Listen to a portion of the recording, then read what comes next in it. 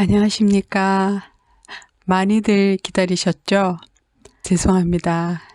제가 본격적으로 유튜브 강의를 시작하겠다고 말씀드리고 나서는 오히려 강의를 뚝 끊었죠. 벌써 9개월이나 지났네요. 그리고 그동안 강의했던 내용을 쭉 점검해 보니까 그리스도교적 색채가 강해서 그리스도교 신자가 아니신 분들은 듣기 어려우셨겠다 싶었어요. 물론 제 강의는 저의 치유 체험을 누구나 이해할 수 있어서 저와 같은 치유 체험을 모두가 가질 수 있으면 하는 마음으로 시작하게 되었고요. 제 치유 체험이 일어난 곳이 또 그리스도교 성전이었기 때문에 성서를 많이 이용하게 되었어요. 그리고 또 한 가지 이유는 애니어그램의 스승인 구르제프가 애니어그램의 지혜를 얻은 것도 그리스도교의 보르세 신부로부터 영향을 받았기 때문이어서 저 역시 성서를 이용해서 설명을 드리기가 용이했다는 것 이해해 주시기 바라고요. 그러나 이제 모든 종교를 아우르면서 일반적이고 과학적인 언어로 새롭게 정리해서 시작해 보려고 합니다. 자, 그럼 시작하겠습니다. 오늘 주제는 건강은 내 몸이 어떤 정서에 놓여 있는가에 따라서 달라진다라는 주제로 시작하겠습니다. 우리들의 인체는 면역성 호르몬의 생리작용 아래 있을 때는 건강해지지만 스트레스 호르몬의 생리작용 아래 있을 때는 건강이 나빠집니다. 그렇죠?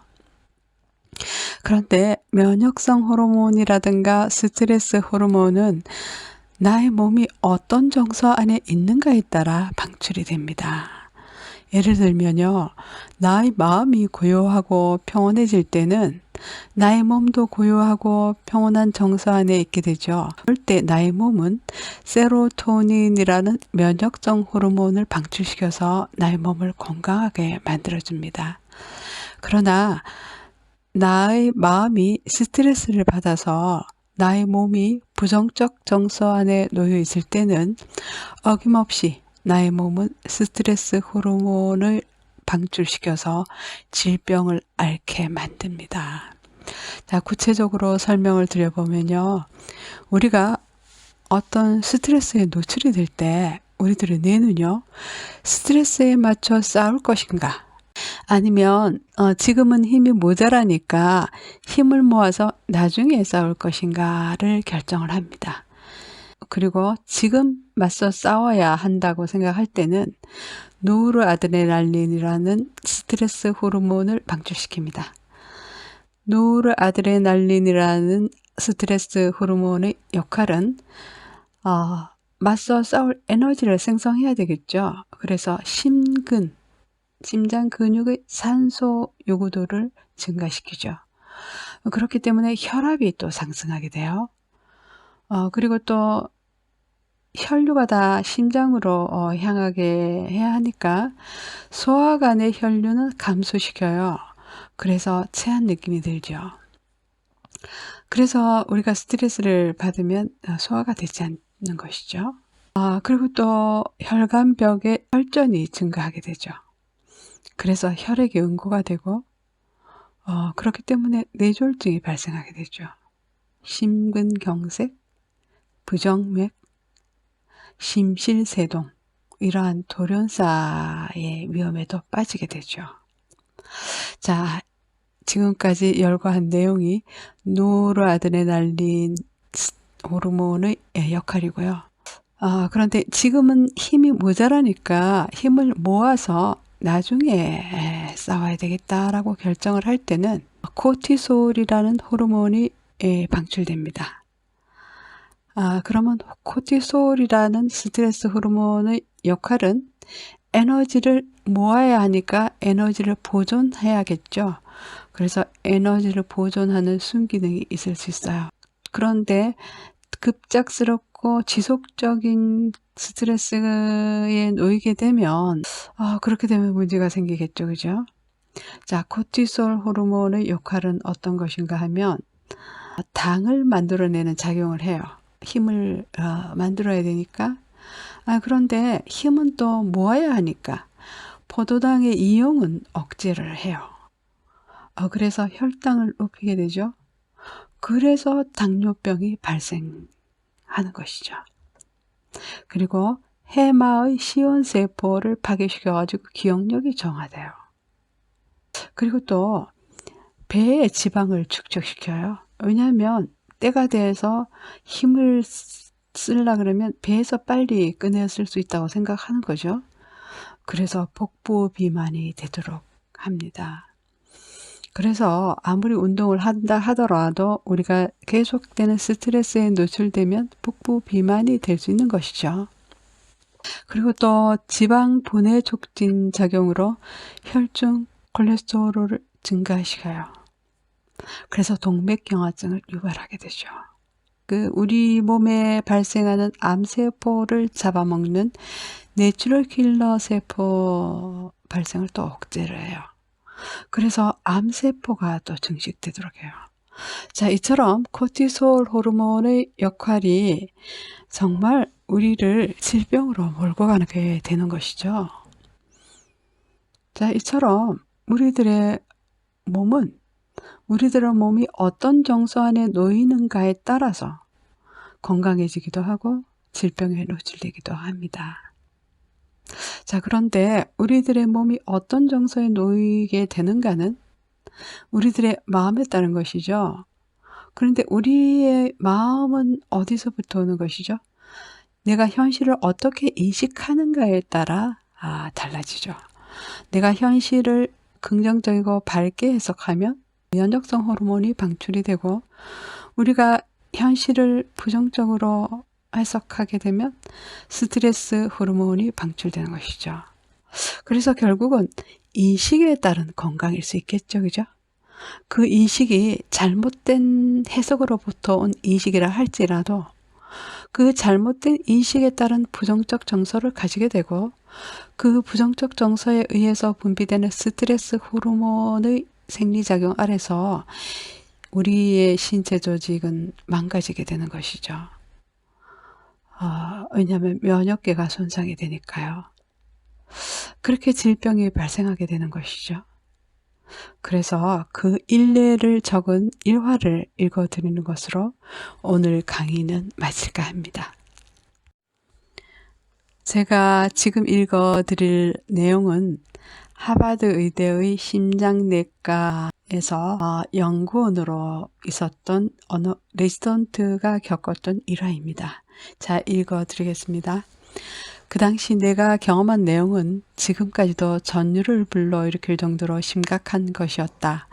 내가 하버드 의대의 피터 벤트 브리언 병원의 심장내과 의사인 레바인 박사 밑에서 연구원으로 있을 때였다. 레바인 교수는 환자의 인간적인 면을 매우 예리하게 관찰하는 사람이었고, 경외심을 불러일으킬 정도의 준수한 용모를 갖추고 있었으며 매사를 정확하게 진술하는 사람이었다. 말하자면 그는 완벽한 임상가였다. 레바인 박사는 이 병원의 심장병 클리닉에서 매주 외래 환자를 보고 있었다. 젊은 수련의들이 환자를 1차적으로 진단하고 나면 그는 잠깐 동안 수련의들이 진단 소견을 검토한 후 진단 검사들을 받도록 지시하거나 치료 계획의 변경에 관해서 지시했다. 그는 환자들을 안심시켜 주었고 확신을 갖도록 해주었으며 환자들은 그의 말 한마디 한마디에 존경심을 보냈다. 처음 임상의가 되었을 때 나는 나이보다 젊어 보이는 중년의 도서관 사수로 일하고 있는 어느 부인의 얘기를 들었다. 그 부인은 오른쪽 심장의 판막 하나가 좁혀져 있는 분이었고, 그녀의 발목이 부어오르는 수종을 보이고 있는 저급성 출혈성 심장 장애를 가지고 있었다. 그럼에도 불구하고 그 부인은 가사와 직장 일을 아주 잘 돌보고 있었다. 그녀는 디지털레스 주사를 맞았으며 또한 매주 수은제와 이뇨제를 주사 맞았다. 그러던 어느 날이었다. 이 부인을 진료하고 있던 레바인 박사는 이 부인에게 따스한 인사를 나누고 난 뒤에 수행해 온 여러 명의 의사들에게 이 부인은 TS를 가졌어 라고 말하고는 황급하게 그 방을 빠져나갔다. 아주 급한 일이 생긴 모양이었다. 그런데 레바인 박사가 이 부인은 TS를 가졌어 라고 말하면서 방을 나가자마자 부인의 안색은 급속하게 바뀌기 시작했다. 그녀의 얼굴에는 불안과 공포가 드러났으며 호흡과 맥박이 빨라지는 과잉 현상을 보였다. 그녀의 피부는 땀으로 흠뻑 젖었으며 맥박은 분당 150회까지 올라갔다. 그녀를 검진한 결과 몇 분 전에 깨끗해 보이던 폐에서 지하실 바닥에서 울리는 듯한 탁탁 소리가 나는 것을 보고 놀라지 않을 수 없었다. 이런 현상은 정상적인 것이 아니었기 때문이었다. 왜냐하면 오른쪽 심장의 판막이 막히게 되면 폐는 과다한 수액의 축적을 감당하지 못하기 때문에 그러한 소리가 나는 것이었다. 나는 왜 갑자기 부인의 상황이 이렇게 바뀌게 되었는지에 관해서 생각해 보았다. 그녀는 아마도 레바인 박사가 수련이들에게 그녀는 TS를 가져서 라고 말한 것을 TS, 터미널 시츄에이션, 종말적 상황이라고 잘못 받아들였기 때문이지 않을까 하고 나는 생각했다. TS는 심장 삼천판 협착이라는 말의 그 약자인데 그녀가 종말적 상황으로 잘못 이해했기 때문에 이러한 현상이 나타난다고 생각했다. 그래서 관찰한 결과 나의 염려는 곧바로 현실이라는 것을 알게 되었다. 나의 구체적인 설명에도 불구하고 그녀는 안심을 하지 못했고 그의 중열은 계속 악화되었다. 그런 후 얼마 지나지 않아서 그녀는 심한 폐수종 현상을 보였다.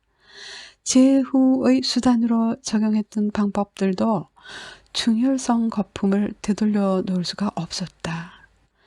나는 레바인 박사를 찾아보려고 백방으로 노력했지만 찾을 수가 없었다. 바로 그날 오후 늦게 그녀는 자신이 TS, 터미널 시츄에이션이라는 자신의 믿음대로 종말적 상황을 맞이하여서 사망하고 말았다. 오늘날까지 나는 이 비극적인 사건을 회상할 때마다 의사의 말 한마디가 갖는 놀라운 힘에 대해서 그리고 의사의 말을 잘못 해석한 탓에 갖게 되는 스트레스가 갖는 놀라운 힘에 대해서 두려움을 금치 못하게 된다. 자, 오늘은 이것으로 강의를 마치겠습니다. 다음 강의에서 다시 이 내용에 대해서 부연 설명을 드리겠습니다. 자, 다음 강의에서 뵐 때까지 건강하시기 바랍니다.